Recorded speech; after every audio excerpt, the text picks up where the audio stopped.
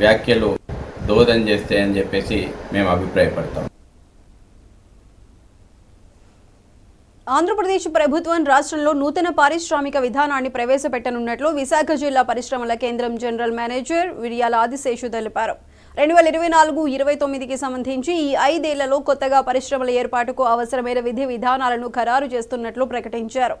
విశాఖపట్నం జిల్లా పరిశ్రమల కేంద్రం జనరల్ మేనేజర్గా నూతన బాధ్యతలు చేపట్టిన ఆయన ప్రస్తుతం ఉన్న వాటితో పాటుగా కొత్తగా ఏర్పాటు చేయబోయే ఇండస్ట్రీస్కు అవసరమైన సహాయ సహకారాలు అందిస్తామన్నారు.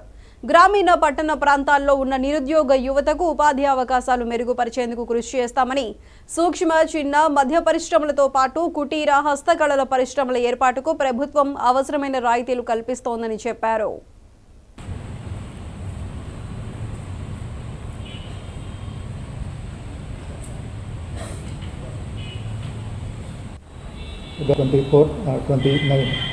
ఈ 5 years సంబంధించి కొత్త పాలసీలు రాబోతున్నాయి.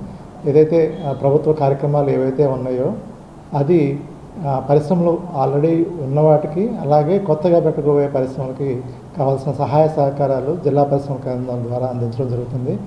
అర్బన్లో కానీ రూరల్ ఏరియాలో కానీ ఏవైతే అన్ఎంప్లాయిడ్ యూత్ ఉన్నారో వాళ్ళకి కాన్సన్ట్రేట్ చేస్తూ ఎంఎస్ఎంఈలు పెట్టుకోవడానికి గల అవకాశాలు, కావాల్సిన అప్రూవల్స్, అలాగే ప్రభుత్వం నుంచి వచ్చే రాయితీలు, అలాగే గవర్నమెంట్ ఆఫ్ ఇండియా స్కీమ్ ఏదైతే పిఎంఈజీపీ స్కీమ్ ఉందో ఆ స్కీమ్ ద్వారా యువతకి కావాల్సిన పరిశ్రమలు పెట్టుకోవడంలో తోడ్పాటును అందించడం జరుగుతుంది.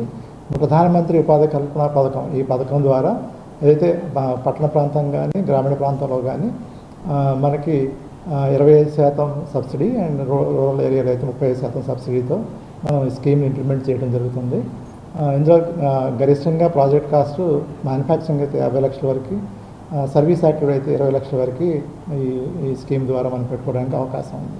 సో దీనికి సంబంధించి విధి విధానాలు, తర్వాత ఏ విధంగా అప్లై చేసుకోవాలనేది ఒకసారి గమనిస్తే ఆన్లైన్ ద్వారా మనం కేవీఐసి పోర్టల్ ఉంటుంది. ఈ పోర్టల్లో మనం ఆన్లైన్ ద్వారా ఈ అప్లికేషన్ ఫైల్ చేయడం జరుగుతుంది.